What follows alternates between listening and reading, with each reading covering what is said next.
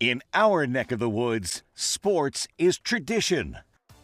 Sports is passion. Sports is family. Sports is fun. Welcome to our house. This is Southeast Sports Plus Live with Simone and Gerhard Mathangani.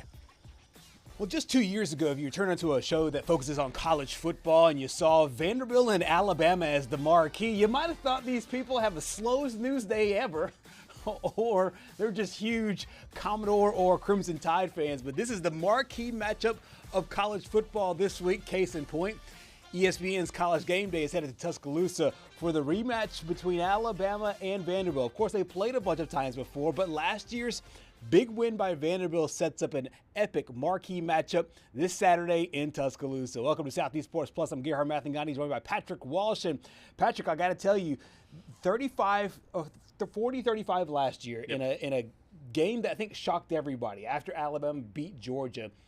Kind of sets the stage for what we're seeing this year. But it's not just Alabama. Vanderbilt has also held their part of the bargain to make this a marquee matchup. Yeah, and I think last year people were a little bit questionable about Vanderbilt. You know, they had that hot start before the Alabama game. Right. And then they lost to Georgia State. So then it's like, all right, who is this Vanderbilt team going to be this year? And then they roll, Alabama rolls into Nashville coming off that huge win against Georgia. But, I mean, they definitely looked a little bit suspect in the second half of that game, jumping out to that big lead. But, you know, rolling into Nashville, I don't think anybody, and I mean anybody, could have predicted that Vanderbilt was going to get their first ever win against a top-ranked team. But that's exactly what Diego Pavia and the Commodores did last year. That's exactly right. Last year, Alabama beat Georgia, and then 7 days later, this happened. And Alabama has talked about this really all week long, and some sound that you have played earlier and sound that we've talked about with Kalen DeBoer is the fact that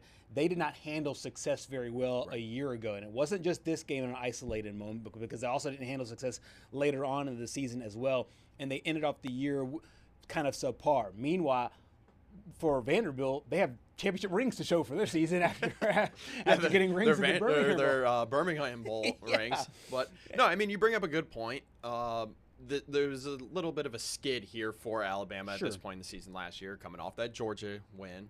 Went 1-2 in their next 3 games, both losses coming to Tennessee teams before somewhat righting the ship before a dreadful performance that eventually knocked them out of the college football playoff in Norman. But, you know, I think keeping it one game at a time, and I know that's what the Tide have been trying to do ever since that Week 1 loss at Florida State, is just trying to keep it one play, one game at a time. And, you know, when I was listening to Kalen DeBoer in his press conference this week, I heard a little bit of Nick Saban-esque coming out of him, just one play at a time. You know, Saban was always don't ever focus on the scoreboard, just focus on executing one game at a time. Right, and don't get too far ahead of yourself. We'll hear from Kalen DeBoer in just a moment, but first, one of the big things from last year, revisiting last year's game and maybe some of the markers for success for Vandy this go around. We have talked to our friends Julian Minnesone as well as Corey Curtis there in Nashville. They're really high on this Vanderbilt team. And Corey's done a really good job of handicapping what Vanderbilt needs to do game to game in order to be successful. And he talks about how they're a legit team in the trenches. They are really, really good up front. Last year, of course, it was a shootout. It was a wild game, 40-35 a season ago, that led to this crazy scene and the goalpost going into the river. Also led to you claiming that Nashville is a college town. It is a college town. I mean, I know it's a bachelorette town for bachelorette parties, but it's also a college football town.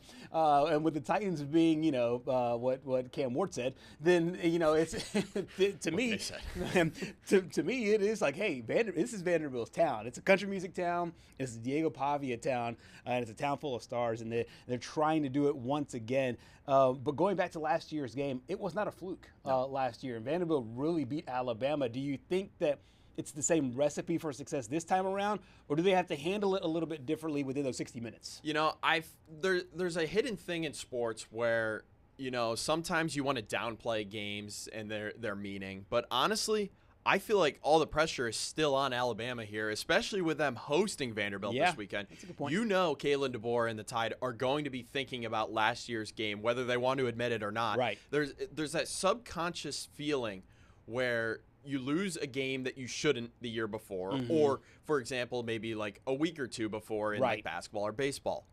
Well, as much as you want to admit it, as much as you want to admit that it's just another game, it's not, because secretly deep down you're thinking, man, we just lost to these guys last year. We can't lose again. Right. And so then you start to tense up a little bit. Yeah. And then as the game goes on, I believe if this game stays close, and Corey mentioned it when we talked to him on Monday, if this game is a close game heading into the fourth quarter, the advantage is all in Vanderbilt's favor. Yeah, and I think that as you mentioned, the pressure, in my opinion, is on Alabama. And Ryan Williams even put words to this earlier in the offseason when he said that, hey, we're hunting all of the opponents, all the teams that we lost to last year. That includes Tennessee and Alabama, or Tennessee and Vanderbilt. And he says, it's an ant to a sledgehammer. We want to not only beat them, we want to show them last year was not who we are, and it's going to be really interesting to see how they can bounce back this time around. And like you mentioned, this is a team that has been playing game to game, moment to moment, since that Florida State loss. This Alabama team has. Can they keep it up going into this week as well? I know you have kind of a comparison graphic between the two quarterbacks going into this matchup, and this is something I find really interesting because these are two guys that are riding a high right now for a lot of good reasons. You can tell both guys are really efficient with the football. The biggest thing they're not doing, though, they're not turning it over. Pavia only with 3 interceptions on the year, and a clean slate for Ty Simpson. Yeah, I mean, you definitely want to be careful with the, I guess, announcer jinx, if you want to call it that with Simpson. But, my eye has been on that 0 interceptions, that column there for a few weeks now, because I'm like, you're holding your breath because you like what you see if you're an Alabama fan out of Ty Simpson, but you're just like, all right, like, when's it going to wear off? Yeah. If it's going to wear off. Right. And I mean, obviously, you hope if you're a Tide fan that it never wears off, but I think being able to be methodical, and that's what Clark Lee said this week to his Vanderbilt team, and we'll listen to that in a little bit here. But Alabama being methodical against Georgia, it almost seemed like during that Georgia game they were just doing whatever they wanted to against that Bulldogs defense. And I mean, when you have your way with the defense and you can control the time of possession, control the ball, milk the clock when you're up, I mean, it's all the ingredients for a perfect win. Absolutely. And Clark Lee has been kind of this steady voice for this football team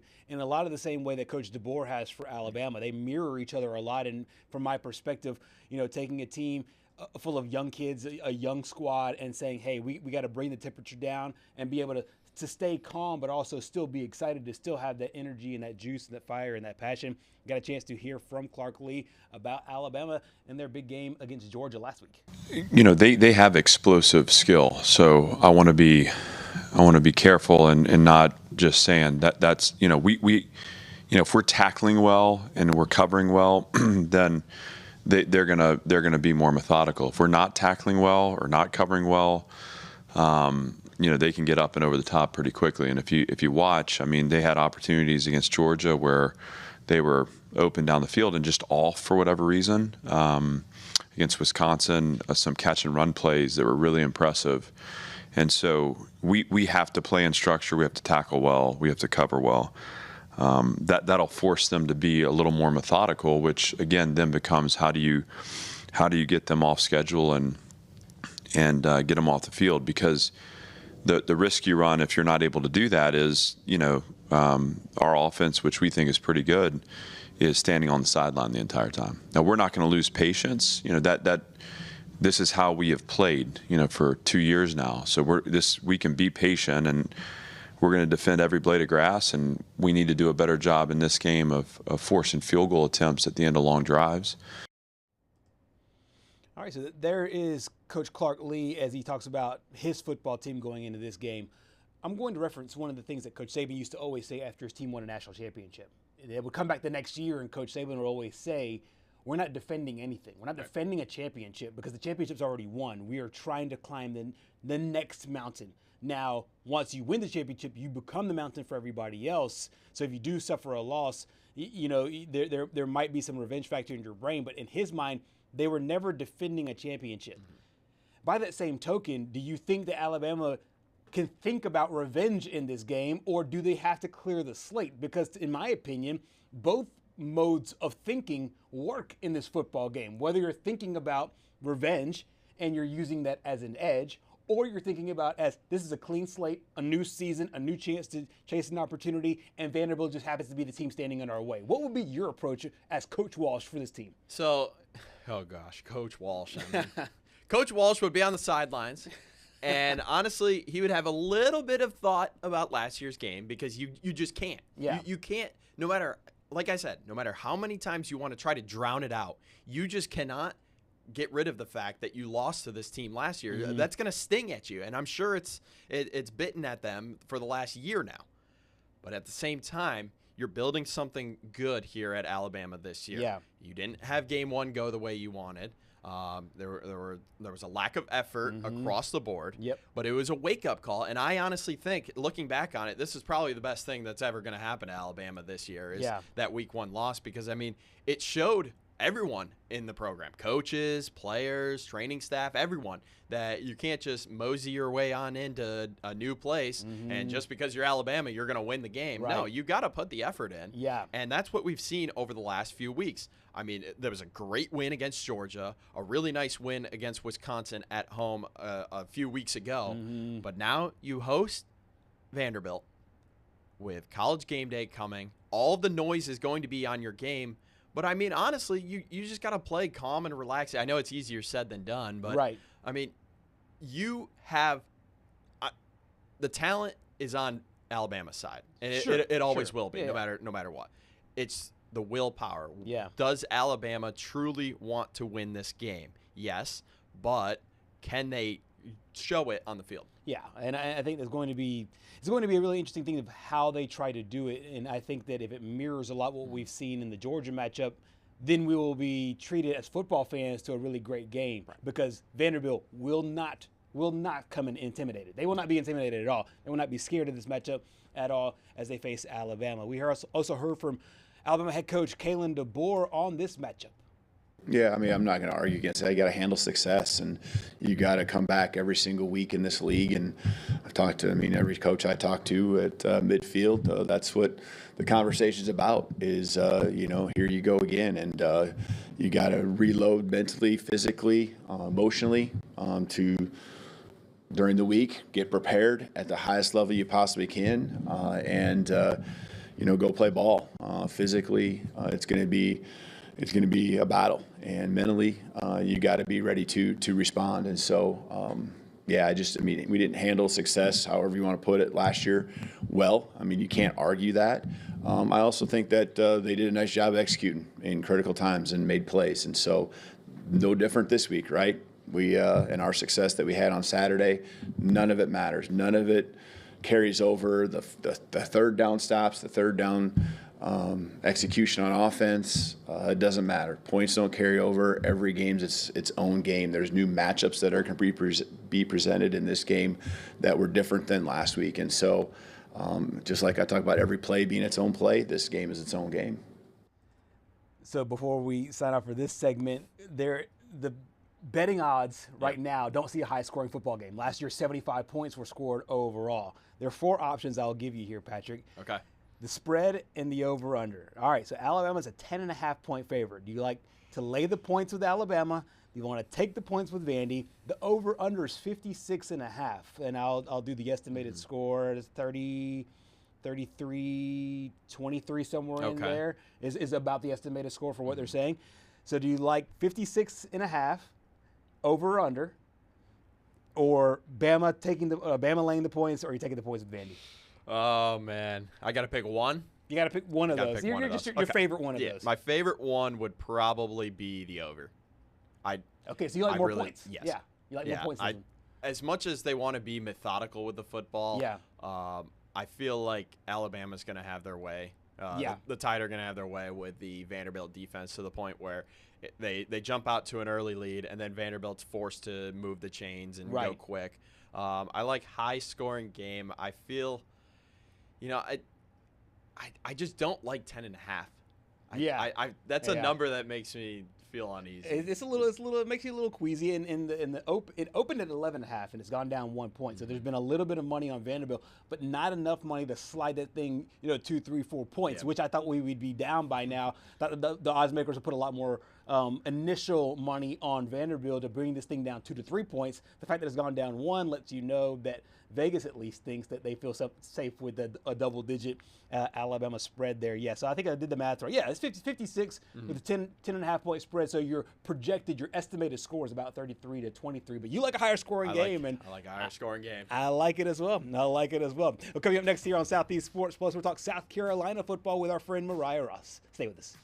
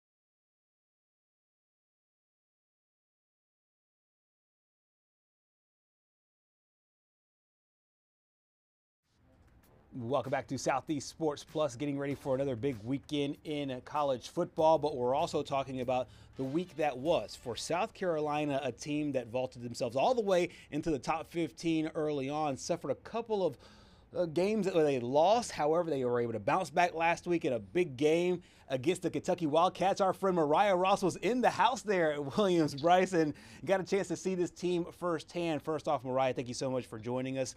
35-13, the final score there. What were the biggest things that stuck out to you about the win and being able to snap that 2-game losing streak?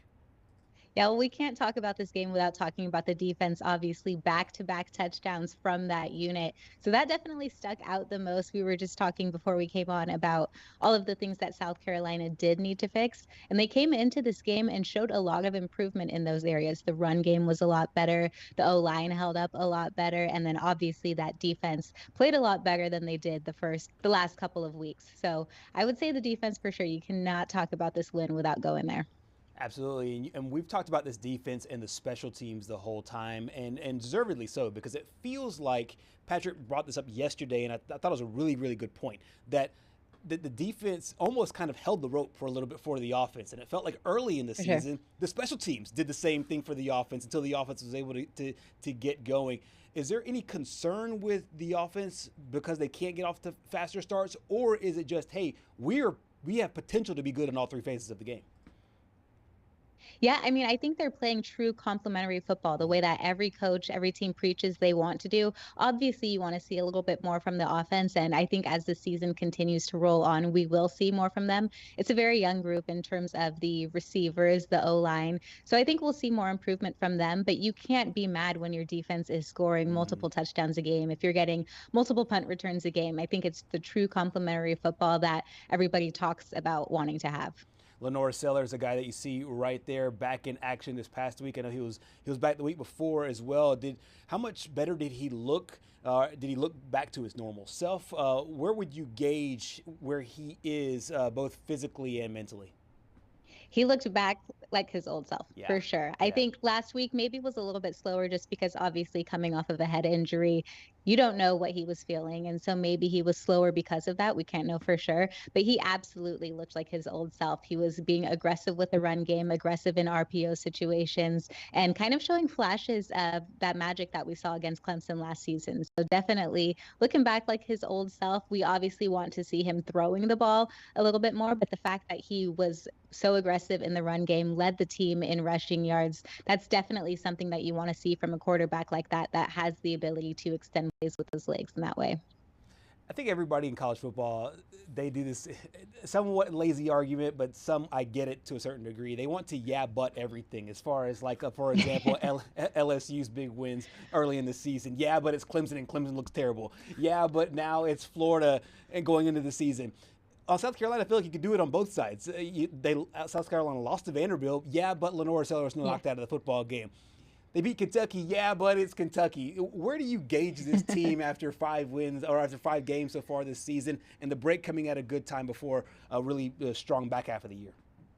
Yeah, I think you just said it there. The break is coming at quite a perfect time in my mind. It gives them time to heal up. They have had some injuries, and like you said, there is always the but it's Kentucky, and maybe they aren't the upper echelon of the SEC, but the fact that you're going into the bye with all of this momentum and heading into the toughest part of the schedule with momentum on your side, I do think that the team is going to continue to improve. Like I said, it is a very young group in a lot of different areas, but maybe this is finally the time when they are starting to gel, starting to get it together and figure out how they play for each other and play as a team and just continue to grow from here.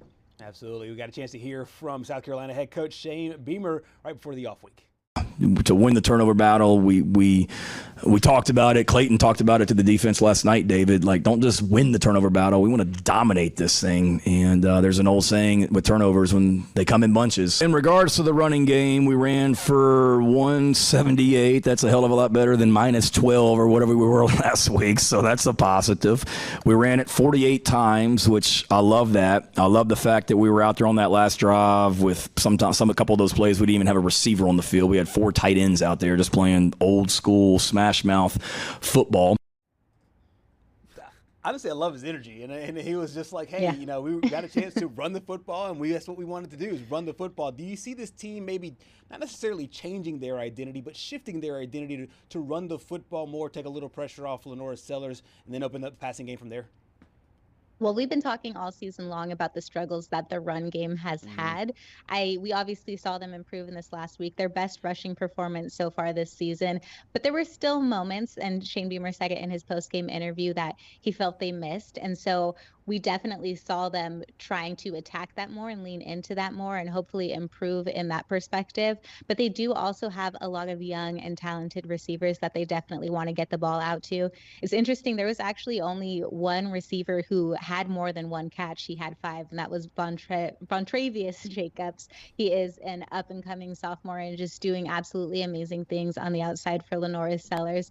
But like I said, a lot of young guys that they want to get the ball out to, and so we have seen them lean into that run game and just try to improve there. But I do think that it's an overall really talented team, and they can do what they want with it. Obviously, taking some of the pressure off of Lenore Sellers is going to help, but we do also want to see him throw the ball a little bit more. No question. Okay, so we've talked about this since fall camp, really, about just the front half and back half of the schedule. Before I do so, I'm going to make a basketball parallel. So a lot of basketball players, especially shooters, what they'll say is sometimes they just feel confidence when they just see the ball going through the hoop, whether it is a free throw, whether it's a layup, just seeing the ball go through the hoop the first time really gives them a lot of confidence as the game moves forward. Right. How big is this win, just seeing that W, seeing the ball go through the hoop in a certain parallel, feel as they go forward? Because the schedule, as we've talked about plenty of times before, it is tough. It's LSU, Right. Oklahoma, Alabama, Ole Miss, and A&M back to back after this.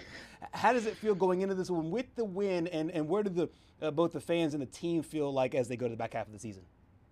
Well, confidence is a great word to use here. I think that a lot of the younger guys who maybe haven't gotten as much playing time are definitely going into this week feeling more confident.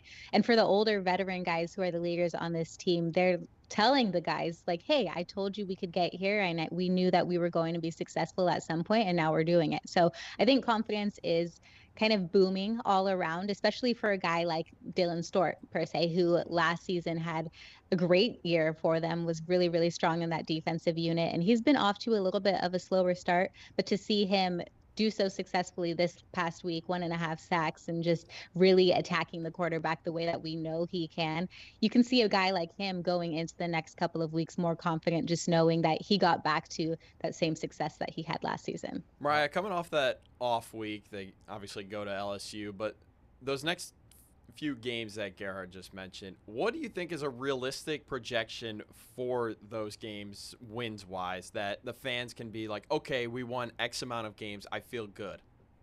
I am superstitious, so I don't like to bring this stuff up. I do feel pretty good about going into LSU, and I didn't know that I would feel this way going into it, but I think just like we've talked about, having the momentum going into this one, and LSU maybe not being on that same track, we've definitely seen their weaknesses a little bit more as the season has rolled on.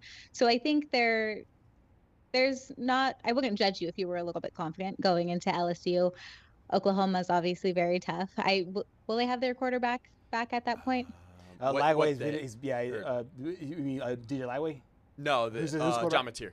Oh, Mateer. By that point, I think that's kind of the iffy point. If he'll be back by then. When is that game? The game is in 3 weeks from now. So he broke it last week. So I think he'll still be back. I thought the last report I saw was at the a month, right? Yeah, right around a month. Yeah. So I mean, I would obviously doubt that's going to be dependent, right, on whether he's in the game, and I'm sure they have a great backup who can play well too. But I would say maybe to win, you want to win all of them, right? But I think to win at least 2 of the 4 would be not a horrible place to be. I mean, I don't know if we're still looking at playoff hopes at this point in the season, just because it's such a tough conference, obviously, to play in, and you don't want to completely give up at this point. They can win out. You never know. You know, they had a great streak at the end of last season, but I think if they can win at least 2 to 3 games, I would feel good about it coming out of October, early November.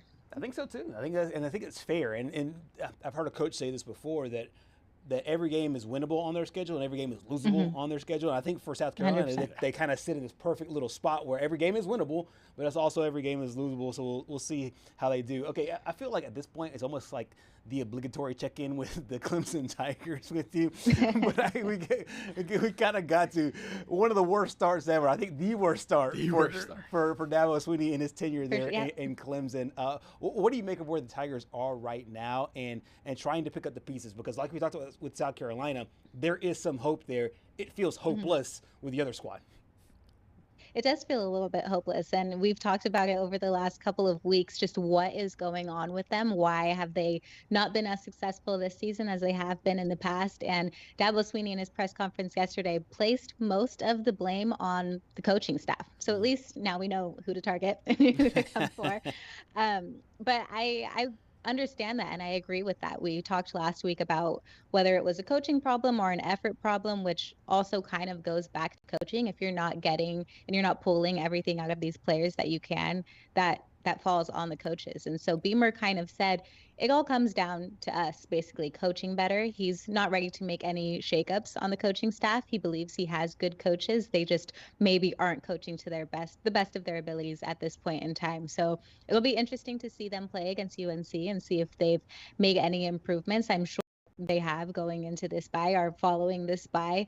But it'll be a big test, and Belichick is obviously no scrub, but college coaching is obviously different than NFL. So that'll be an interesting game. And I think if the Tigers do end up winning, people might completely flip it and be like, we're back. But I wouldn't say that necessarily right away. But yeah, it was good to hear Dabo kind of take some responsibility for what was going on, and we'll see how it plays out. Right, you led me right into my question, because I was looking at the Clemson schedule and I saw UNC was next, and honestly, had both of these teams right now are kind of underperforming their preseason expectations, and I mean that's a matchup that.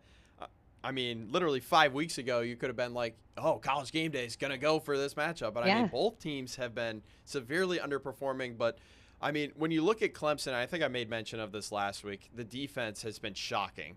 What do you need to see out of the defense this week to kind of right the ship? Is it a couple of 3-and-outs to start the game? Is it big stops when they need them? Yeah, I think it's a combination of the two, right? You have to start the game with that momentum on your side, and I think starting it with a couple 3-and-outs can never hurt. But obviously, they have to tackle better. They have to get off the field quicker and not allow those big explosive plays that they've been allowing in the last couple of weeks. So I think just playing the shutdown defense that they are capable of. They have so much talent on all sides of the ball, and so really just play with the talent that you have and be the team that you're supposed to be, basically. One more thing before we let you go, and I'm sure that if you've probably already heard this question a couple of times, and you will probably between now and December a bunch of times. Of course, every time there's a job opening, the very first thing that you find on the internet is who are the guys that are going to replace that guy. We're already hearing this with Arkansas, but of course also with Virginia Tech. And there's obviously a good parallel, and a lot of people are making these connections because Shane Beamer's father worked there for so long. Right. If you were just to pie chart it, the percentages of whether he actually does take it or does not take it, or there's even interest on the other side, where do you see that, and how is he handling those questions that I'm sure are coming his way? He is completely ignoring them, to be honest, and completely just brushing them off. His only focus right now is the South Carolina Gamecocks. And it's funny that you mentioned it, actually. At the first game when they played Virginia Tech in Atlanta, he said, I was born in Charleston. I'm not, I know I was a part of the Virginia Tech family and I've been around it for so long, but I am a South Carolina guy through and through. And I was before I was a Hokie. And so I think his only focus right now is the South Carolina Gamecocks and making sure that they are as successful as they can be. I'm not sure what the interest looks like on either side, to be honest, but I think for Beamer right now, his only focus is what's in front of him. If I had to pie chart it, that's a tough one, because it's such a weird time. Like, no one really wants to be open and talk about what's really going on behind the scenes, right? So I would say maybe a 25% chance he goes. Okay. But I really don't see him heading out the door anytime soon, to be honest with you. I don't either. And honestly, too, it might just be a situation, and sometimes this is the way the business is the fact that you can leverage this to get a little more money from your school, or get a little sweeter deal from your school as well. So, I mean, it might just be as simple as that, as let Jimmy Sexton or whoever represents him just, work the magic in the background. And I mean, they love him out here in South Carolina. Yeah. He is, a highlight in his own right. So I don't really see him going anywhere anytime soon, but crazier things have happened, as we say. They certainly have. A big win over Kentucky, a week off this week. Next week, a big one in Death Valley at LSU. Mariah Ross, thank you so much for your time. Thank you, guys. Appreciate you. That's Mariah Ross covering both Clemson and South Carolina. She puts it at 25%. I think that's about fair. And I don't necessarily see Shane Beamer going to Virginia Tech. I do see Virginia Tech shooting for, all the hot coaches. Yep. And I think Shane Beamer is going to be on a list of maybe 15 guys that they would like. Yeah, I mean, we talked a little bit about that 4-game stretch that South Carolina has in front of them after the off week. Yeah. But, a part of me thinks maybe if they go 0-4 over that stretch, then South Carolina, the administration might be a little bit uneasy after that. Maybe. They politely show them the door, but I don't see it. I don't see it either. I see either him getting an extension from this, and like leveraging it for an extension at South Carolina, or Virginia Tech, going elsewhere and saying, hey, we loved your father, but we'll let you do you and stay over there. But I mean, these times are tough. These times are changing. These times are changing, and South Carolina being in the SEC means you're going to play a hard schedule. That's just period, point blank. Yeah, I mean, can we point out the fact that the worst thing about the SEC is that there's so much cannibalism going on that all these good teams can't make the playoff because they're just beating up on each other. Yep. I mean, we saw it in basketball, and now we're seeing it in football, of course. Yeah. Like South Carolina has one guarantee: they win out, they're in the playoff easily because of their schedule, just how hard it is. We'll see what happens in a couple of weeks down in Death Valley. Stay with us here on Southeast Sports Plus, so we continue with more next.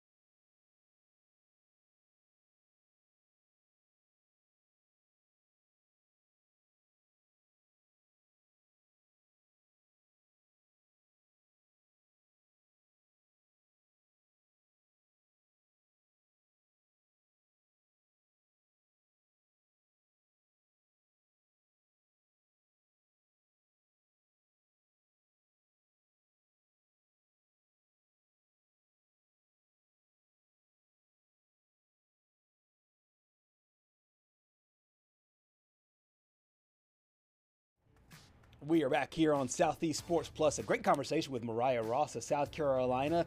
Picked up a nice win last weekend over Kentucky and looking to bounce back. Meanwhile, speaking of bouncing back, that's exactly what the Georgia Bulldogs look to do this upcoming week. Another loss to Alabama. We have talked about this before plenty of times where whether it was Nick Saban on the sideline or now 0-2 against Kalen DeBoer, it just feels like Georgia has not been able to get over that hump.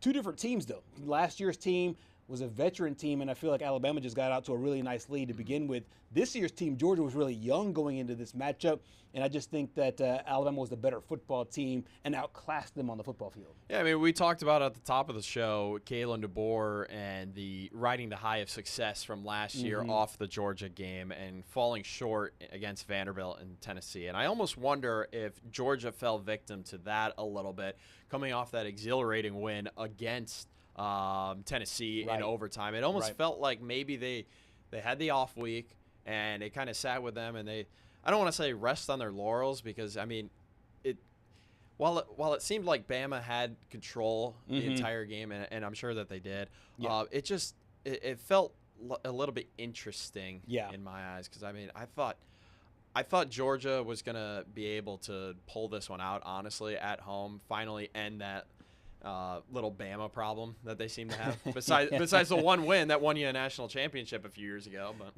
and we'll see if they can do it this time around. But there's no guarantees. No guarantees in anything in college football, and we have seen that across the board. And look no further than just this last season. Yeah.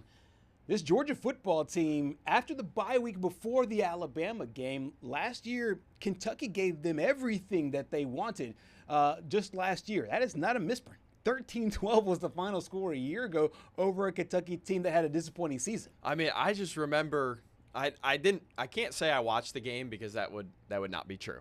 I did not watch the game in full, but I just remember. Probably because you thought what everybody else thought, that Georgia would go out there and kill them by 40. And also, I think that was the weekend that the backyard brawl was, and West Virginia blew a 10-point lead with like 3 minutes left to go. So honestly, at that point, I was done watching football for the day. You know, I was like, you know what, I'm gonna do something that brings joy to me rather than just watch more pain. But I remember looking at, I think it was like the fourth quarter, and I was like, oh my goodness, is Kentucky gonna knock off the then, I believe, top-ranked? I believe Georgia was top-ranked. They didn't fall out. I'll go back and look at the week-by-week polls, but actually, I don't think they fell out of the top 10. They might have been number 2 at that point. Yeah. Because I know they started the season at number 1.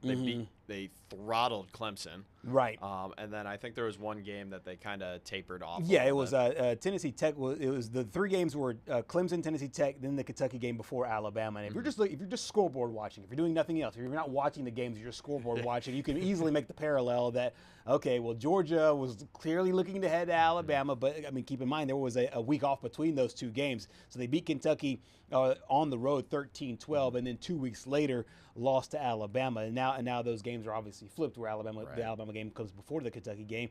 But I do feel like in the exact same way where Alabama wants to play better against Vanderbilt going into this week, I think Georgia wants to make a statement going into this week. Yeah, they have to. I mean, that was pretty much as embarrassing of a win as you'll ever have.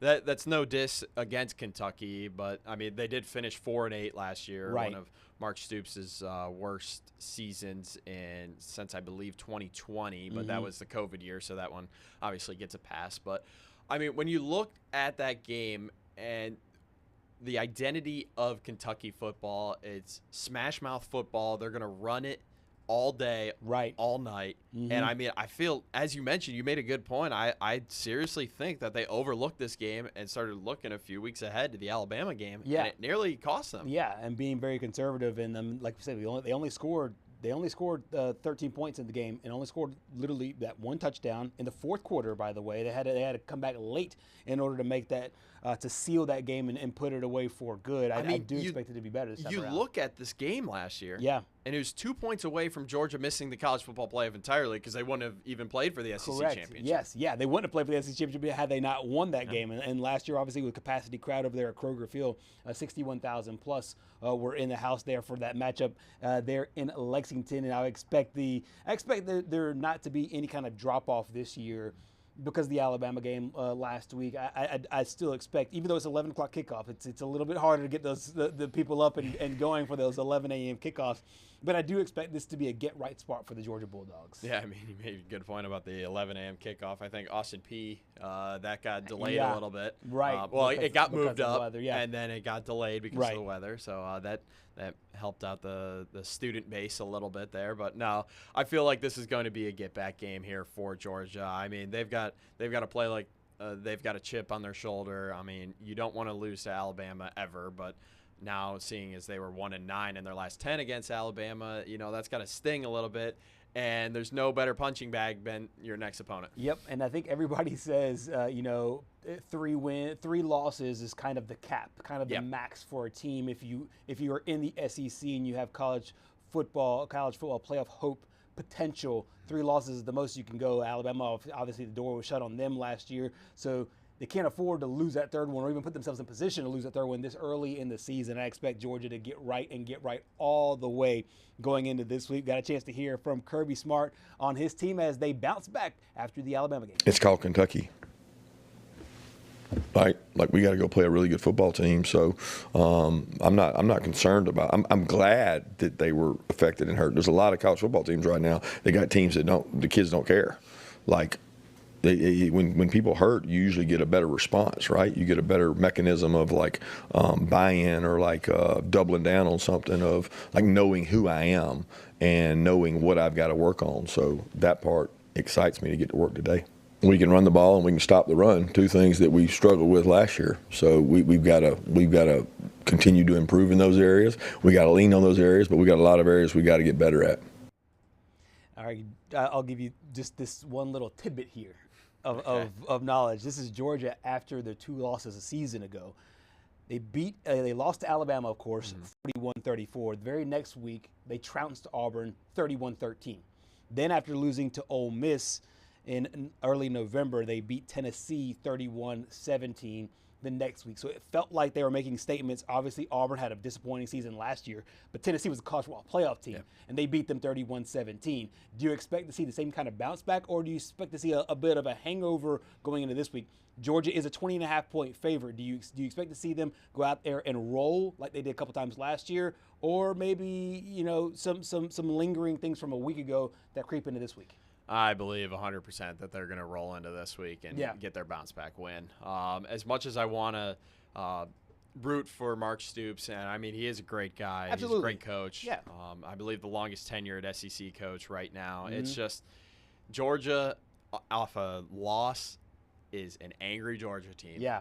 And I would not want, in the literal and the figurative sense, 80 angry Bulldogs storming at me. Yeah. I don't care if I'm a Wildcat. I would not want that. But no, like I said earlier with the Alabama Vanderbilt game, this game they definitely are going to think about going into it, and they're going to be like, we almost just lost to these guys last year. We almost got embarrassed. We cannot let that happen again, because it would be even more embarrassing to lose on home turf to Kentucky in this sense. Yeah, no question. And we've talked a lot about Kentucky going into this year, and we've talked about this before about with Bob Stoops, because Mark Stoops, his brother Bob, obviously great coaches, great coaching family. But with Mark Stoops there in his 13th season at Kentucky, I don't want to make the parallels to Mike Gundy, but it's what it feels like, and it feels like maybe the halfway point between where Gundy was and where we saw Sam Pittman, where it's a guy that people like, a guy that is obviously respected, a guy that has tenure there, and he will get a lot of nice things from Kentucky, whether it's a suite named after him or a nice part of the equipment room. There's going to be some people that will revere him. It just feels like, though, that the chips are stacked against him in a lot of ways. We just saw this in the MLB today with Brian Snitker stepping down. I don't know if that's a kind of them the Braves showing him the door or what, but it almost feels like this is what it's come to for Mark Stoops. And honestly, I think a win here today would delay that a little bit, but I believe, as Trey said earlier in the week about Sam Pittman, winning would have just delayed the inevitable. No question.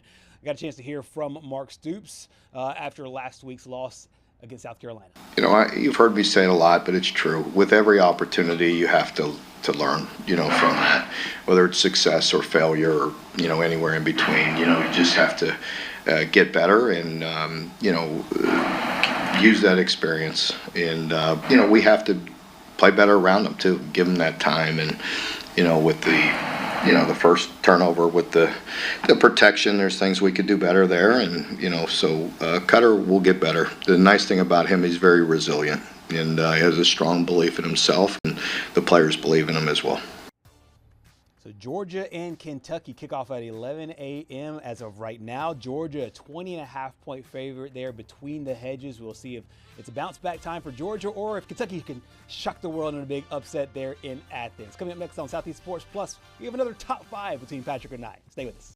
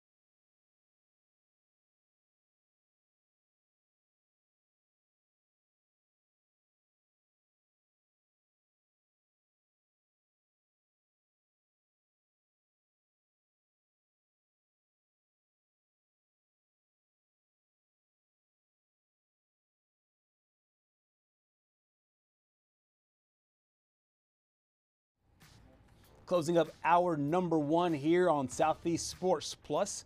Got a chance to talk some Alabama football, some South Carolina football with our friend Mariah Ross. And now let's bring back a staple that we've done periodically since this show began.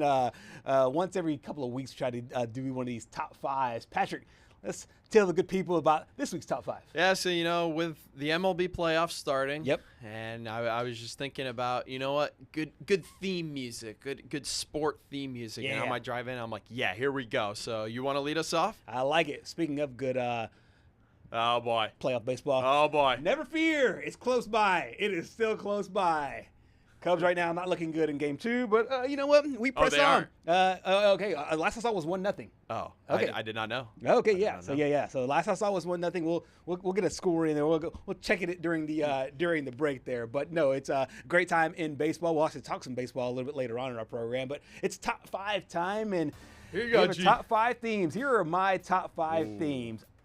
The Olympic theme song. Yes. To me, when the cymbals roll in, dun dun dun dun, dun, dun, and this is always hard because this is all licensed music, so we can't play it on our show.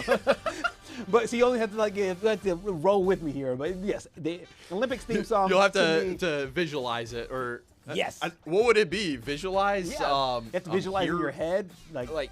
You hearing, visualize? You almost have to feel it. You have to feel it. Yeah. You have to feel it, especially with my next ones, because the next ones that I have, the music is not necessarily the greatest thing. It's the way that it made you feel. Yes. The SEC on CBS, it felt like every time they had a big game on the SEC on CBS, whether it was Bama, Georgia at night, whether it was LSU, Florida, it just had that feel that it had the blimp shot, and you were just coming in on a big game. And that one obviously did bring chills down your spine. Doesn't hit the same with the Big Ten now. It really doesn't. I mean, it's the same music, and all due respect, but it just doesn't hit the same unless it's like a big game. But they don't, obviously get the biggest games.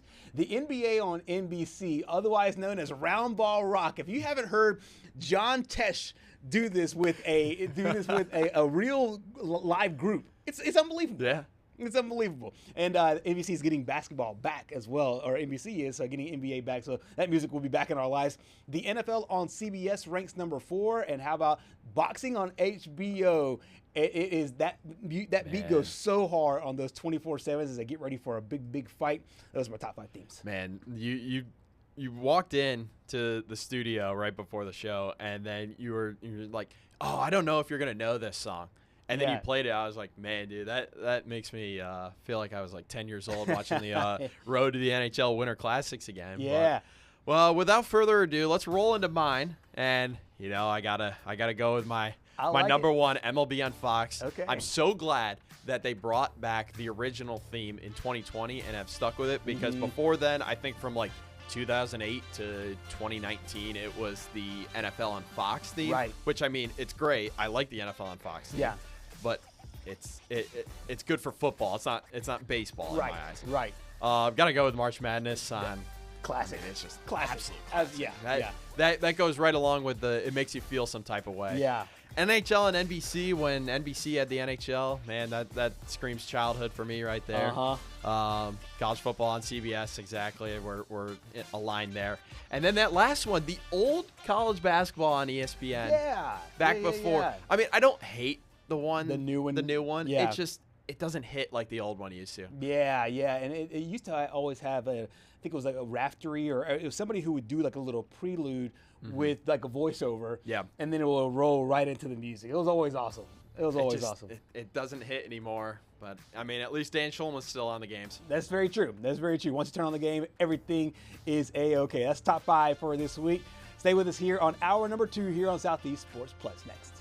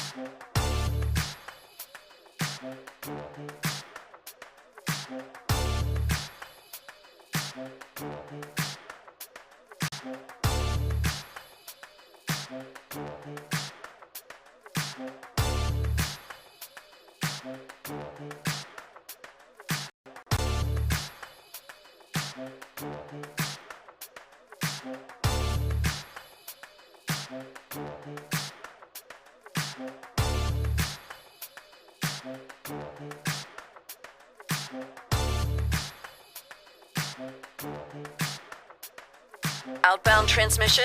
Affirmative. Crew ready? Check. Signal lock? Check. Downstream stations online? Linked and locked. Let's light this candle. Flame on. In 3, 2, roll show open. In our neck of the woods, sports is tradition. Sports is passion. Sports is family. Sports is fun. Welcome to our house. This is Southeast Sports Plus Live with Simone and Gerhard Mathangani. Welcome back to Southeast Sports Plus, the College Football Playoff Committee making it official today. 2028, the College Football Championship game will be played in a very familiar place, the Caesars Superdome there in New Orleans. It's a town that is used to hosting a lot of great events, Super Bowls, national championship games, Final Fours, and other big events. And now it'll be the host site for the national championship game once again in 2028. Welcome to Southeast Sports Plus. I'm Gerhard Mathangani, joined by Patrick Walsh. And Patrick, to me, it just feels like anytime the committee needs to make a big decision on where to put a big event, whether it's the NBA or there's high school or college basketball, college football, it feels like New Orleans is just a nice go-to spot. Yes. And we got the chance to go to New Orleans a couple months ago for Sunbelt Media Days. And, you know, that was my first time there. And I just remember I was like, you know, I'd only seen it through pictures and videos. Yeah. And while I didn't get to go over to the French Quarter, we just went out to this little taco shop, which I think, was it $2 tacos? It was $2 tacos, Oh, man, those are some of the best $2 tacos ever. But those are really good. No, I mean, New Orleans is such an amazing city. Yeah. We also got to go see the Saints open up training camp, but I felt like this is just right. Seeing what the turnout was for the Super Bowl last year and hearing all about that, and just, you know, what I do know about New Orleans being like a tourist town, this is only going to further benefit them. Yeah, well, we had Peter Albrecht on the other day talking about Paul Feinbaum and his run possibly to maybe the Senate seat that is currently being held by Tommy Tuberville, who was vacating that seat. And one of the takes that he's had for a really long time is that he feels like New Orleans should host just about everything. Yeah. It is a perfect host town. And when you think about it, all the things that you need to be a good host town, you need to have good food. They knocked that out of the park. Yeah. And it needs to be a nice, walkable city as well. And there's a lot of cities in America that are nice and walkable, and New Orleans is one of those cities you can walk just about everywhere. But then the next best thing to me is that the whole city needs to buy in. This is no disrespect to New York, but I felt like when the Super Bowl was there many years ago, it was like in LA to a certain degree as well. It's almost like you can walk to some people on the street and they have no idea that it's going on just because there's so many other things going on in the city. But to me, when a Super Bowl or a national championship or a Final Four descends on New Orleans, it feels like the entire town is about that event. It just feels right. And we'll go ahead and show you here the recent history of New Orleans. Obviously, they hosted the 2020 national title game between LSU and Clemson, the Joe Burrow legacy game. That's right. Those 8 Super Bowls, obviously they held the Super Bowl 59 here this year.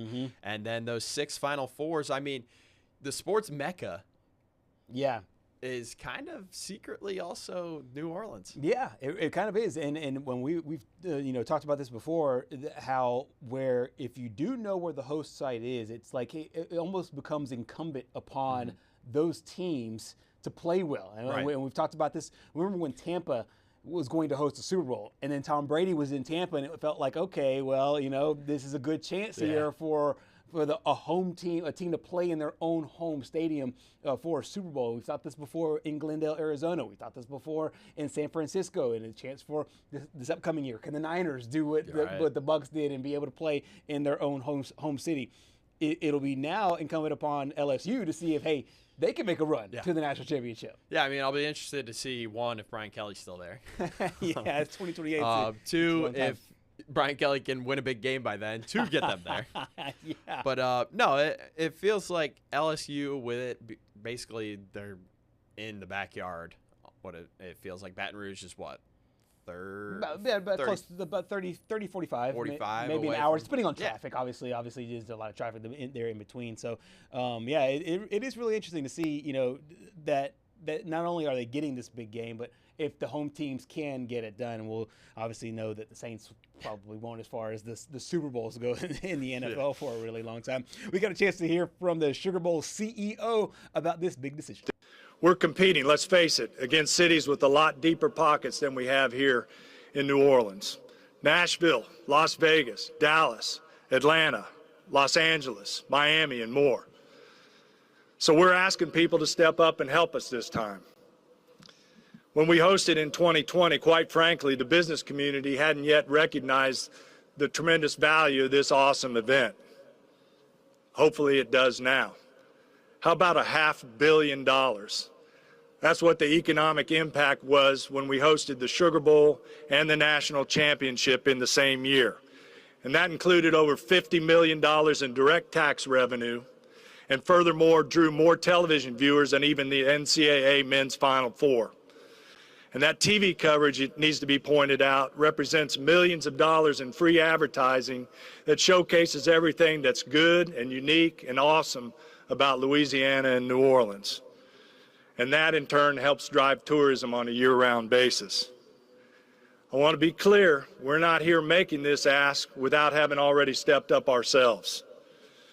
We know it's important to keep New Orleans at the top of the postseason college football world, and that's why the Sugar Bowl Committee has committed $6 million of its own funds to help land this championship event this time. It's also important to note that, one, we're doing this because we believe it's the right thing to do. But second of all, the fact that we're doing this is unprecedented. In the first 12 years of the playoff, no other bowl organization has had to use its own savings in order to bring the national championship to its city.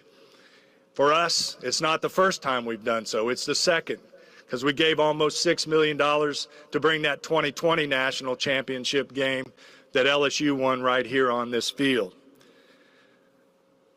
I'm going to ask you to forgive me if you think I'm being too direct for your liking on this, but it's important that you hear this. College football is changing rapidly if you're paying any attention to what's going on these days.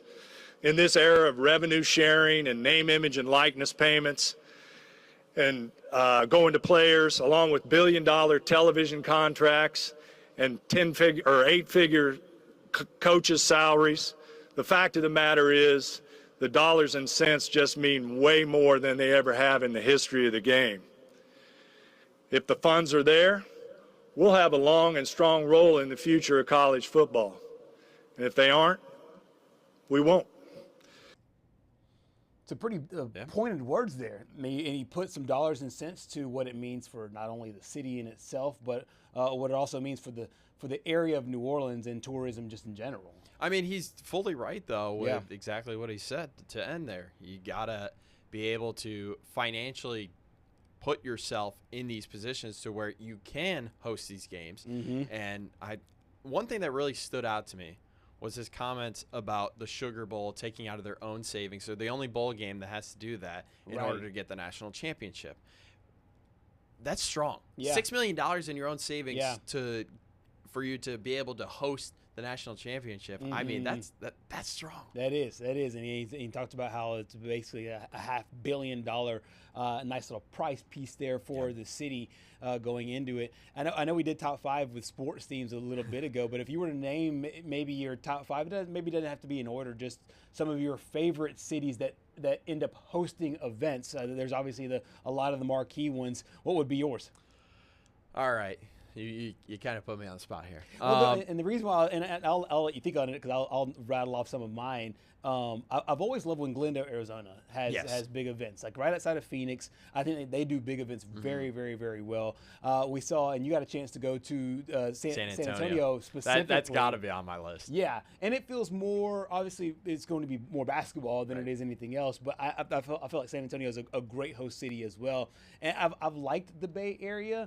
I don't know if I would put it beyond Los Angeles, and I know I just cracked on Los Angeles and New York. A lot of times big events get washed away in those big cities just because there's so much going on there. But I saw the artist renderings for what's coming up for the Olympics in 2028, and it looks like LA is going to be a place that is like, hey, if you want to put a big event in your city, come to LA because SoFi Stadium is going to look unbelievable.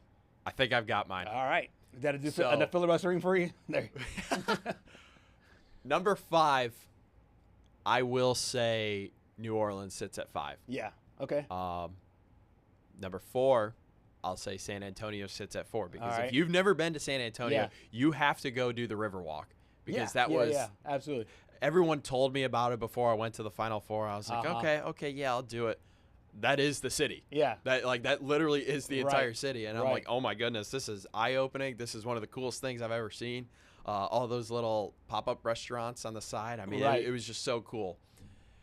3, probably San Francisco. Okay, yeah. That area is nice. Yeah. This one's going to shock some people. Okay. Number 2, Indianapolis. It's a good host city. Yeah. It's a good host city. It's great for the Final Four. The Final Four is coming back there this year. I believe it hosted one Super Bowl at Lucas Oil. Yeah. I don't remember which one it was. It might have been the Steelers win. Yeah, I don't remember either, but I just remember it being it is a nice thing. No, I think it was the Saints. It might have been the Saints. But and it laid the ground. It laid the blueprint for swimming because you remember the United States Olympic trials in swimming. That's the first time that they went to they put the pool underground was at Lucas Oil, and they've done it ever since then. So they're going to start doing that because of what they got from Indianapolis. Number 1, this one's tough because now the more I think about it, I kind of wish I put Indianapolis at 1. You got Miami, you got Atlanta. I mean, there's a few others that are out there that I'd say Miami or Dallas. Yeah, honestly. Yeah, Dallas. Good. Well, it's obviously Arlington, not actually Dallas. Right. But, that there's no bias in that, I promise you. Miami, it's nice, but you can get sidetracked. Big time, and a lot of those cities you can as well. We got a chance to hear from our friends at WGNO, always doing great work, and had a little special tie-in here with the Sugar Bowl as well as LSU. It was New Year's Day 1936, and the LSU Tigers starring in the second annual Sugar Bowl, taking on TCU in Tulane Stadium, thus taking a claim as one of the top schools participating to this day. It's pretty neat, and it goes back even, we're sitting here in the Superdome 50 years in the Superdome, but obviously the Sugar Bowl's been around 92 years, and the history with LSU goes back to the early beginnings. According to All-State Sugar Bowl CEO Jeff Hundley, the Tigers have appeared in the big game a total of 13 times, and in addition to 1936, they also appeared 1937 and again in 1938. This vintage footage from that game as the Tigers are in light jerseys and fell to Santa Clara 6-zip, but the Tigers appeared many more times in the coming years. Well, it's been important. It's been, if I'm right, they played as second only to Alabama in the number of appearances in the Sugar Bowl game. So there's, again, great history and tradition. That history has been a lucrative one for the city, the Sugar Bowl, and the Tigers. We did an economic impact study in 2012. There was a BCS National Championship game. But it was estimated there were 150,000 people that came to town without tickets. No doubt the incredible support from the Tiger faithful has always remained strong. One thing you can bank on is the enthusiasm and the passion when the Tigers are in town playing in the Sugar Bowl, in the Superdome, that it's going to be loud and proud and a lot. There's never enough to go around. For WGNO News, I'm LBJ. Many thanks to LeBron Joseph for that, and it's definitely a party town. It's definitely a party city, and it is got its own flair. That's for absolute sure. Just my single experience being in New Orleans. Yeah. Even though it was for one full night, and then we left the next day. That's right. It was something. I got to go back. Yeah. Have to go back. Yeah, it's only 2 hours away. Exactly. Yeah. It's right down the road from us here in Mobile, and I had a pretty decent day there at the Caesars Sportsbook, and see if we can make another nice little run there coming up this year. And that is the 2028 National Championship. There will be in New Orleans, thanks to the CFP committee today. Coming up next here on Southeast Sports Plus, we are joined by Courtney Mims. What is next for the Arkansas Razorbacks? We have the latest. Stay with us.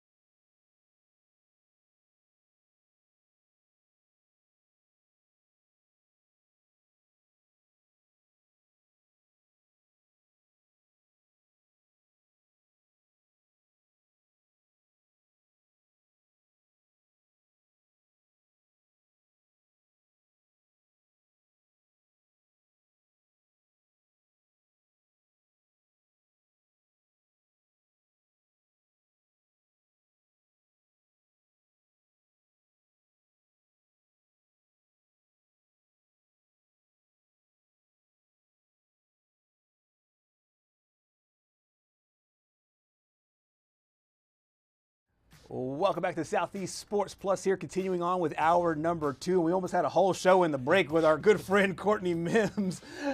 Courtney, one of the big things that we have talked about over the last, I would say, few weeks as it relates to this Arkansas football program is not only the toughness and competitiveness, but what this team would look like on the field. Now, of course, we have seen everything laid out. Sam Pittman is now gone. Bobby Petrino is now the new head coach. When the news landed initially for you, how did it land, and what have been your takeaways since that Sunday afternoon news came out?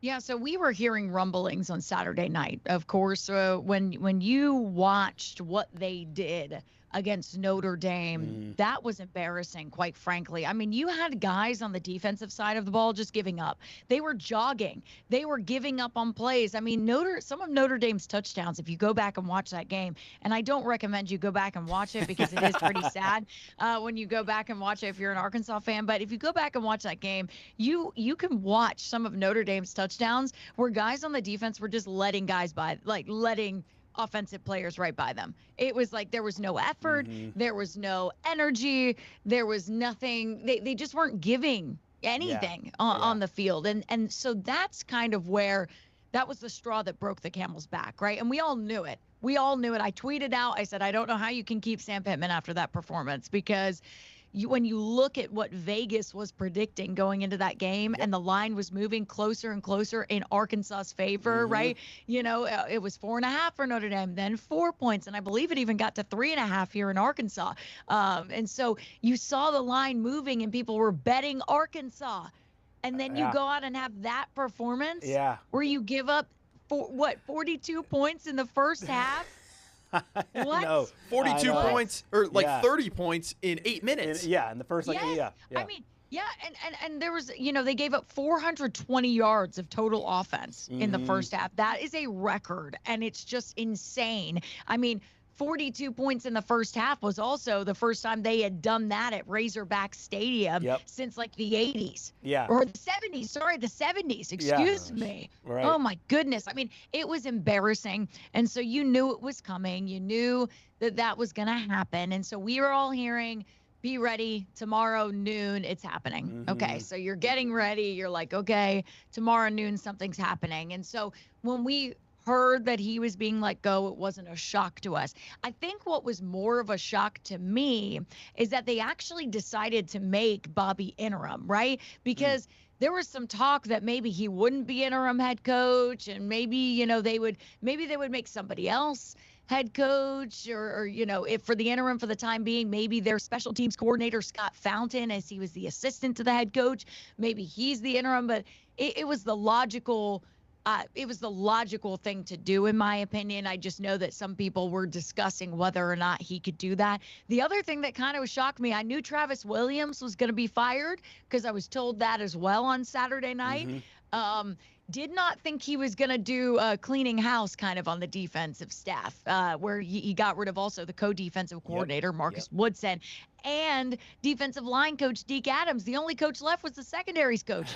And he just got here, Nick Perry. No doubt. It's honestly been an interesting thing, because you don't, like you said, you see some clearing house, but you usually don't see this. This looked to me like a move of a guy who thinks he can be the next head coach and trying to leverage his pieces in order to be the next head coach. But one of the conversations that you and I just had during the break about Bobby Petrino is that as much as people on the outside might think this is an audition, it doesn't sound like it is from your perspective.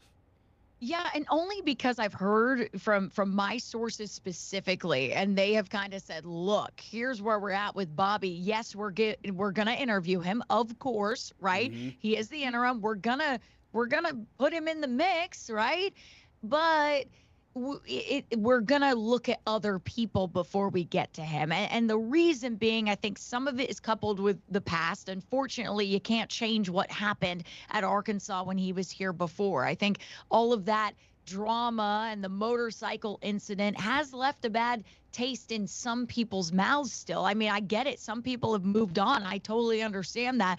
But there's some people who, the higher ups, when he was brought back to be the OC, there were some concerns. And the way that those concerns were calmed down was he's not going to be the head coach. He's not in a position of power. He's just the OC. So let him come back. Well, now you're going to have to bring those conversations up again. And so, yes, I think there's some of that. I think there's also some of, well, there's this divide right now amongst the offense and the defense. You had defensive players posting thumbs down to all the decisions he was making when it comes to those defensive coaches. There was a lot of defensive players and ones who are not just, third string guys who are starters who are very upset over the move. And I know Cam Ball, for one, was tearing up on a live stream. He just wasn't happy about it. And so you had a lot of division between the offense and the defense, with the offense obviously coming behind Bobby Petrino and saying, great, we're going to rally behind him.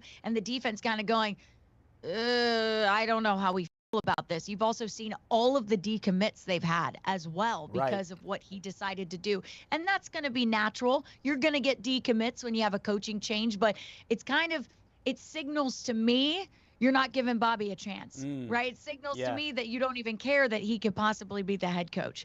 And there's some, there's some boosters that are kind of like, hey, we get it. If Bobby's our last option, okay, but let's go out and try for other people first. And so what I've heard is that he's pretty far down on the list. No offense to Bobby. Okay, so this is interesting. And before we spin it forward to the possible candidates, I have one more Bobby Petrino question for you, because you nailed it perfectly.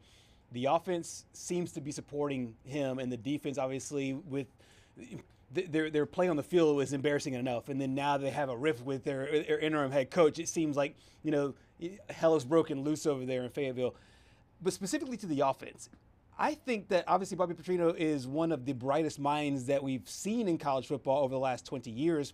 Arkansas is probably one of maybe the top 10 most talented quarterbacks in all of college football. Do you expect to see this offense continue to look really good moving forward? The Notre Dame game notwithstanding, but do you expect to see another boost for this offense with Green at quarterback? Yeah, well, you said it. They haven't looked very good over the last 6 quarters of play, right? And that really goes back to the second half of the Memphis game. And then, obviously, against Notre Dame, your only touchdown is scored by your big man, one of your big offensive linemen, and Shaq McCroy. What? That's the only touchdown? I mean, again, I get it. Taylon Green is so when he is on, right? He is so good when he is confident, when he is calm, cool, and collected out there. I think Notre Dame rattled them early, and that's where he kind of went, whoa, okay, what is going on here? And I think you kind of lost the whole team at that point, which is why it's good that there's a change. So, yes, I think Bobby, one, is making these defensive changes because, hey, the defense has been the weak side of the ball since the get-go, since the jump. I talked about that with you guys before we went into the Ole Miss game or after the Ole Miss game. Can't remember, but I've talked about it a lot that I just didn't feel confident in this defense.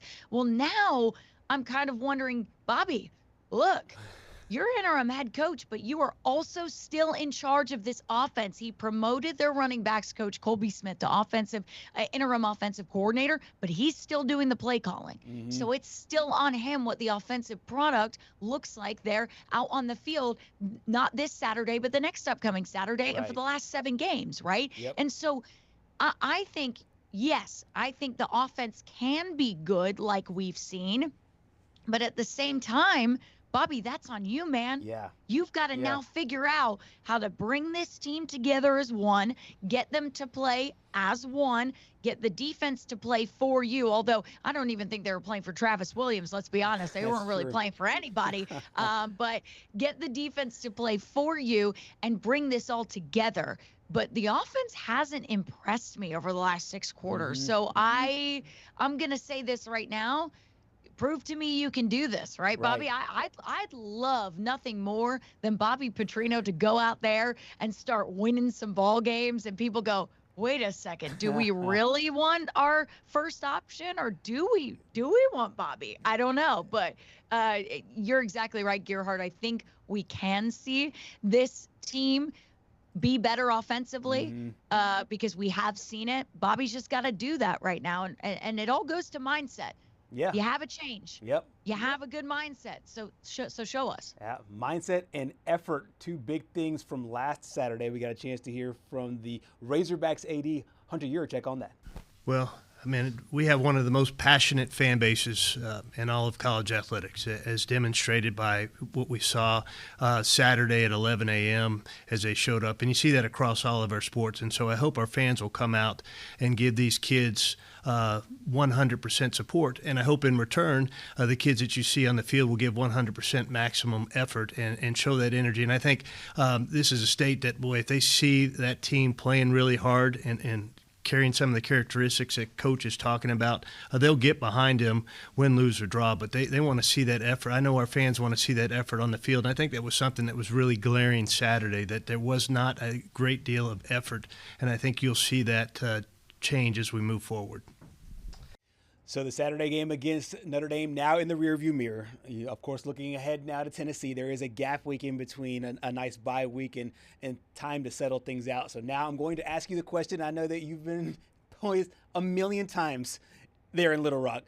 Who's next and what's next for this Arkansas football program? Because now we do have 4 Power 4 jobs, one in each conference that is now available. If you start ranking them, I would think that Arkansas is at the top or near the top of all of them, and it will attract a lot of great candidates. What say you about the next head coach of the Razorbacks? Yeah, well, I'll say this, Gerhard. I'll say this.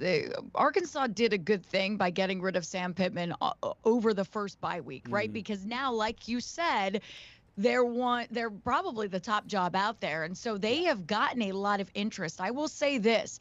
My sources, we actually talked to I'll say this. We talked to a Board of Trustees member today. I'm going to air that interview in one of our shows for anybody interested. But one of the Board of Trustees members telling me today that they have received so many calls about the job, that Hunter Yurachek's phone has been blowing up. And I don't think they would lie about that, because we've heard that from our sources as well, that so many people have reached out. So many agents have been reaching out to him. Now, I can tell you this. They've also turned down quite a few names for the job. So they've turned down some people already for this position, because they are very specific in what they want. And what they want is somebody who has been a head coach. No Sam Pittmans, okay? You want to add somebody with head coaching experience, all right? No offensive line coaches that are like, we're going to see how it goes with you as a head coach. Let's see how it goes. No more of that, guys. No more of that.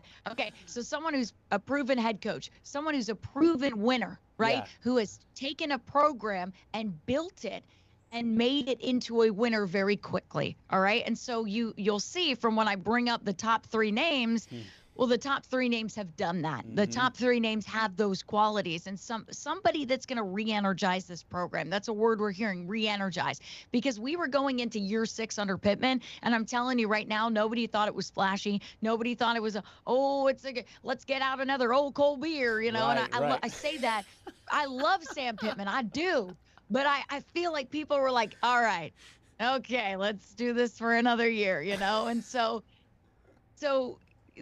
I don't know if I can bring up the 3 names that I'm hearing, the top 3 candidates. Of course, speculate. Well, I mean, I can bring those up, You can do those off the record. Yeah, for sure. No, I can bring them up on the show. Beautiful. It's fine. Let's do it. I can. So my, all sources are pointing to, there is one guy that everybody wants, and the fan base wants him. The boosters want him. This is a guy who has a lot of support, and that is SMU head football coach Rhett Lashley, okay? Yeah. You have heard his name probably at every coaching search. That's because, let me tell you, it starts with number 1 get, Rhett Lashley, everybody else. Everybody else. It's like he is the person that they are targeting so much right now, and for good reason, too. The fans love him because, hey, there is nothing better than having somebody who understands what it means to be a Razorback, be your head coach, right? And so he was a former quarterback at the University of Arkansas. Not only that, he's from Arkansas, Springdale native, from NWA, man, got ties here, got family members here. So look, there is a lot of support for him right now. I'll say this, some big boosters even throwing their support behind him, going, you know what? we will get a package together for this guy. SMU, I get it. You're from money, but we are going to try and play with the big boys. We are going to put together a nice NIL package for him. We are going to basically make it so hard for him to say no, right? And so he's your top pick. If for some reason Brett Lashley says no, if for some reason, because you guys know how this works, coaching searches are always strange and things happen. The next name, their number 2 option, right? How it was described to me is like 1A, 1B, right? Because they wouldn't be sad about this option. It just wouldn't be their first option. Is Tulane head football coach John Sumrall. Understandable. And he's going to show up in every single coaching search right now. I mean, who doesn't want to hire this guy? And what he's been able to do at Tulane, what he's been able to do at Troy. You want to talk about a guy who's proven that he can build a program. That's true. It's this guy. So he's your second option, and he has, as sources have confirmed to me, his agents have reached out. There have been conversations there. And so there is interest. So do you get to your second name, right? Does Rhett turn down the job? Do you get to your second name? I don't think they get past those 2 names. But if they do, for some reason, because coaching searches are weird and somebody's going to go coordinator, something weird is going to happen and they're going to get to their third name. I don't think they'll get past this guy, is Dan Mullen. And so Dan Mullen has reached out. His people have reached out. He is very interested in the job. My sources tell me that he is very interested and that he'd love to be coaching at Arkansas. And this is a guy that I will say, guys, full disclosure, I'm a UF alum, okay? So I covered Dan Mullen. That's true. I know him very well. Good guy. And I think they were very quick to fire him there. The fan base also thinks they're very quick to fire him there. And I know the narrative is that, he can't recruit and whatever, he's a great coach, but he can't recruit. To that I say, just put a staff around him, give him the resources. Dan Mullen with resources? Scary. Look at what he was able to do at Mississippi State. Look at what he was able to do at Florida before they quickly got rid of him for, whatever. The rumor mill says that he ticked off some people, and I get it. If you ticked off some people, Dan, I get it, okay? But now he's over at UNLV. He's got them rolling. That man does more with less continually over his career. So that's your top 3. Right there. And I know people want to throw in John Gruden. I get it. Brett Favre tweeted his support to him the other night. I'll tell you this. I don't think John Gruden to Arkansas is happening. I think he is, while he might be very interested, he is also very low on the list. And, from different reasons of people saying, how is he going to work in the NIL era? What is he, he's just a guy that he's a high risk, high reward, right? It's like, is he a guy that's going to work out? And they just want someone that they know is going to work out. They don't want to take a gamble on anybody right now. And I don't think flashing a Super Bowl ring works anymore. Just look at Bill Belichick over in there in North Carolina. I just don't think that rolling out a national championship or a Super Bowl will get the job done. Very, very, very good insight. And obviously, you said that you were talking to that Board of Trustees member. I'm sure that's all going to be online. So we'll have the latest on the Arkansas coaching search as time moves forward. Courtney, Mims, thank you so much for your time today. Yeah, thanks, guys. And hey, I'm sure we'll be on talking more drama with the Hogs at some point, okay? I'm sure. Certainly will. We certainly will. We have just scratched the surface there on the search for a new head coach there in Fayetteville. Courtney Mims, thankful for her time today here on Southeast Sports Plus. Coming up next on our show, we head up north. A couple of SEC pitchers now playing in the postseason. We'll have that and more next.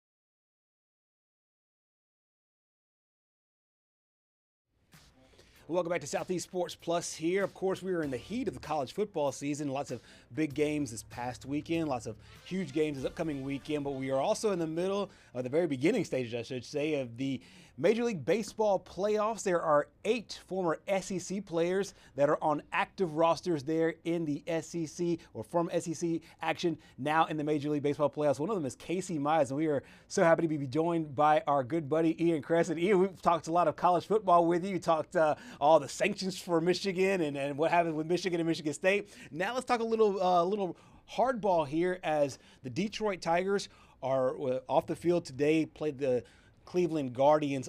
Won yesterday, lost today, forcing a Game 3. Casey Mize, former Auburn pitcher, former #1 player overall, on the hill today for the Detroit Tigers. What do you make of his outing and just some of the ways that you've seen this Tiger baseball team, I should say, play throughout the course of the season and early in the postseason?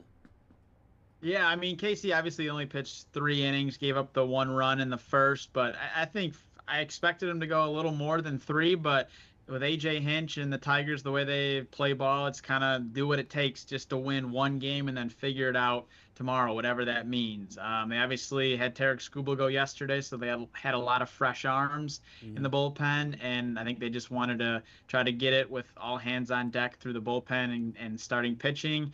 Throughout the season, Casey Mize has been pretty solid. I think one thing that's motivated him was last year he was left off the playoff roster for the Tigers heading into the ALDS against the Guardians, and he talked yesterday that that's something that motivated him.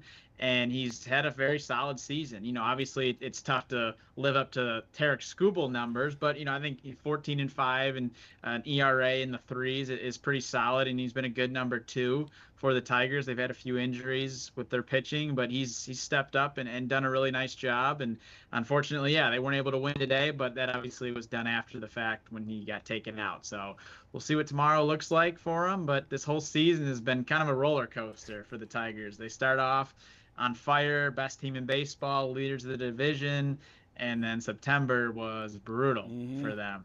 And the Guardians obviously caught them, won the division, and now they could lose to the Guardians in the postseason, which would be just brutal for the Tigers to not only lose the division but also lose your season to the Guardians. Ian, you and I have one thing in common. Well, I'm sure we have many things in common, but one thing in particular is both of our teams just fell off down the stretch. I'm a huge Mets fan, and I don't want to say, because this would be mean, I don't want to say I was secretly rooting for the Tigers to miss the playoffs, because that would have masked the Mets collapse a little bit, but I kind of was. But I mean, hey, at the same time, I'm glad the Tigers made the playoffs because we get to watch Tarek Skubal pitch. But I mean, looking ahead to Game 3 now, you're on the road in Cleveland. I believe the first pitch times don't change at all, right? So it'll be 1:08 tomorrow. 1 o'clock. Yeah. You've got Jack Flaherty on the mound, who, if Tigers fans remember, you traded him to the Dodgers. He wins a World Series, and then he comes back. What has this season been like for Jack? Because, I mean, I was looking at some of his numbers, and they were kind of appalling in comparison to that, like, bounce-back year he had last year. Yeah, he hasn't been great. I think he was brought in to be the number 2 guy for them. He obviously had the experience last year of winning the World Series with the Dodgers, but he hasn't totally lived up to the expectations I think people thought. He was really good last year with the Tigers before they traded him away, and he just hasn't been that number 2 for them. Obviously, Casey Mize has kind of taken that over, but the hope was to have Jack Flaherty be that, and he's just been very up and down, and a lot of times he's been down, and you just never know what you're going to get. Like, he could go out there and pitch 6 really good innings tomorrow, give up 1 run, or he could be done before the 3rd inning and have given up 6 runs. You know, you just never know what you're getting, which I'm sure is terrifying for a manager and for a team, but for fans, that's also probably pretty terrifying going into Game 3 tomorrow, because now you don't have Skubal, obviously, you don't have Mize, and Flaherty's your next best guy, which is sometimes not the best thing to have. But we'll see how that goes tomorrow on the road. For Mize in his development, what have you seen from him? Obviously, he was the number 1 overall player, and that comes with its own set of pressures. But I got a chance to see him in high school when he was playing at Springville High School, and then he played at Auburn, had obviously a great career in college. As he, continues to mature, because he's still a relatively young guy, what are some of the ways you've seen him develop year to year, and how big can these postseason runs continue to help him out as he moves forward? Yeah, I mean, obviously, like you mentioned, there's a lot of pressure being the first overall pick. And I think if that wasn't the label for him, people would obviously be very excited throughout his whole career. But, when he came up in 2020, he kind of had his struggles. He had Tommy John surgery also in 2021, I believe, or 22. I can't remember the year. But he missed a lot of time due to injury. Last year, he was making his way back. It was a lot of ups, a lot of downs. And so this was sort of like that first year where I think he truly had a chance to just really go at it. It wasn't like new to him. He had been there, done that type of thing. And so this was almost the first chance for Casey to really show what he could do from start to finish in a season. And, I think he's getting more confident. You see that just in the way he pitches. This past weekend, Tigers were obviously playing for a playoff spot in Boston Friday night. They end up losing, but I mean, Casey almost pitched 7 strong innings that gave the Tigers a very good chance to win up until the bullpen let it slip away. But he's been very good down the stretch. I think he even, he pitched well today, just only went 3 innings. But for the most part, he's been very solid, someone you can always rely on to go typically 6 innings, give up, around 2-3 runs. Maybe every now and then he'll give up a few more. But for the most part, you know what you're going to get out of him, and may not strike out a whole bunch of guys, may not be the ace of the team like they drafted him to be. But right now, when you have the best pitcher in baseball on your roster, you don't need to be if you're Casey Mize. Absolutely. We got a chance to hear from Tarek Skubal on his good buddy, Casey Mize. I'm very excited. I'm very excited to see him go. I've got the pleasure of being teammates with him since 2018. Came up together through the minor leagues, rehab together when we both got hurt in the big leagues. I've seen all the work that he's put in, and I couldn't be more excited for him to go out there and pitch and just go out there and compete. This is a guy that was left off our roster last year in the postseason. So to just kind of see all the work that he's put in this offseason and how he's came back and obviously how he's looked lately. His last, I don't know how many starts, but they've looked really, really good. His outing in Boston, that's as good as I've ever seen him in my life. So it's awesome for him. I'm very excited for him, and he's our guy tomorrow.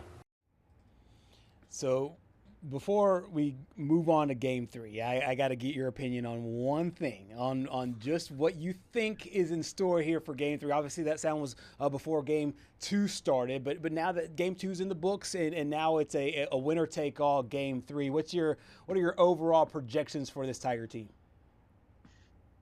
I don't know if I'm so confident in them that I think they're going to win tomorrow. You never know, but just the way they've been playing the last month, I don't know if they have it in them to win, unfortunately. Obviously, they could. It's baseball. You never know what could happen. They had a lot of great opportunities today to score runs, but they leave 15 runners on base. That's never a recipe for success.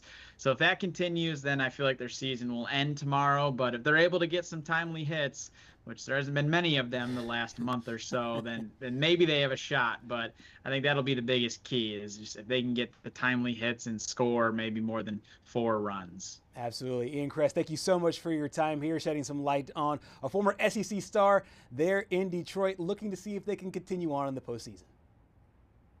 Thanks, guys. Absolutely. Thank you, Ian. So Casey Mize, former #1 pick. We'll see. Obviously, he doesn't have a hand in it, no pun intended, and what's going forward for this baseball team. But you love to see a Game 3, and we'll see that coming up tomorrow. Yeah, one of the best things you can say. Game 3, deciding game, Game 7, you name it. But, it's going to be an interesting one over there in Cleveland. Absolutely. We will close up shop here on a Wednesday on Southeast Sports Plus, coming up next.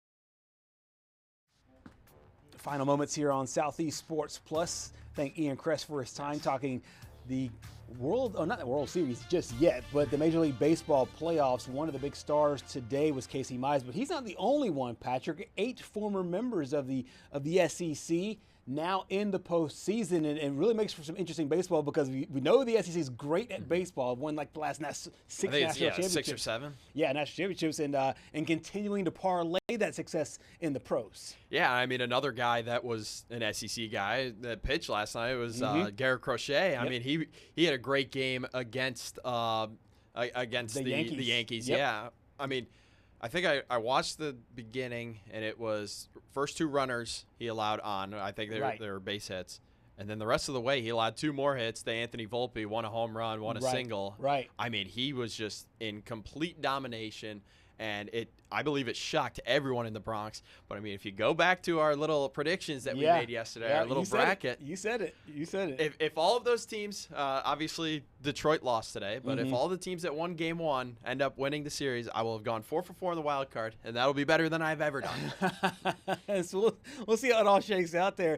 But you're right, Crochet, the former Tennessee star, absolutely dealing. 7 innings pitched, 11 strikeouts on 117 pitches, really coming up clutch there for the Red Sox. They'll try to close up things against the Yankees there in the Bronx today. Meanwhile, another former star out of LSU Tigers, they've had a phenomenal program. Alex Bregman also with a really good day as well. Yeah, with that huge RBI in the 8th inning to give the Red Sox a little bit of insurance, and it didn't really matter in the end. But I mean, when you look at that 9th inning for the Yankees, you had bases loaded, nobody out against this guy on the mound right here, Aroldis Chapman, your former star closer. And what does he do? He gets out of the jam just like he always has this year. I mean, this has been an unreal year. It feels like he's aging backwards. Yeah, it really does. It really does. And it felt like he was in a jam there for a little bit. The bases were loaded, but it ends up striking out Giancarlo Stanton and getting at two more strikeouts and finishing up the deal. We got a chance to hear from Alex Bregman on mentorship in the playoffs. I thought it was great. I thought nobody tried to do too much. Everybody stayed within themselves, tried to just compete and be in the moment and play their game. And I think everyone trusted their own abilities, and that's what we talked about before the game, and I thought the guys did a good job of that. So as it stands right now, the Padres are up 3-0. It looks like that series is going to a Game 3. It looks like if the Yankees can't get it done today, that might be a sweep. Are you sticking by your postseason standings? Because I do not feel good about mine at all right now. Yes, I honestly feel really good, and I'll go ahead and bring my bracket back up. Okay, yeah, from actually, yesterday. yeah. If you have that, yeah, I got it right here. Yeah. This is my bracket from yesterday. I still think the Tigers get it done tomorrow. I know Ian just came on and said, "Oh, you don't know what you're going to get out of Jack Flaherty." Well, I remember the Jack Flaherty in the playoffs last year that showed up in Game 1 of the NLCS and dominated the Mets. That's right. And then he also pitched Game 5, and he didn't really dominate. But I still think the Tigers get it done. I really like the Red Sox in the bottom left. Honestly, if I were to name the biggest loser yesterday, it has to be the New York Yankees. No question. Because you look at their offense, their 2 best hitters didn't even really get to hit. No. Jazz Chisholm on the bench because he was left-handed. Right. And all Gerhard Crochet had to do was as if it was easy. Right. Boston had it exactly the way they wanted. They had a chance with Gerhard Crochet. All they needed him to do was go 7+ innings to set up Aroldis Chapman to keep Ben Rice on the bench and Jazz Chisholm. Yep. And he didn't. And a lot of people are taking shots there at Aaron Boone for some management decisions, and we'll see if they are able to right the ship here. But on the other side, in the National League, you got the Cubs, knocking out the Padres. You also have the Dodgers as well. What did you make of the Dodgers in Game 1 of that series? Well, all the Mets had to do is win one game down the stretch, and our eyes would have been saved. That's true. Look, the Reds, you want to root for them. They just don't belong. It did not. Yeah. They made the late surge there yesterday, but the game was already 10-0. Ohtani 2 home runs. Teoscar Hernandez 2 home runs. I mean, what I said yesterday was the long ball shows up in the playoffs, and it did there. It certainly did. We'll see how the rest of the Major League Baseball playoffs shake out here over the course of the next few days. Thank you so much for joining us here on Southeast Sports Plus. We'll see you again tomorrow.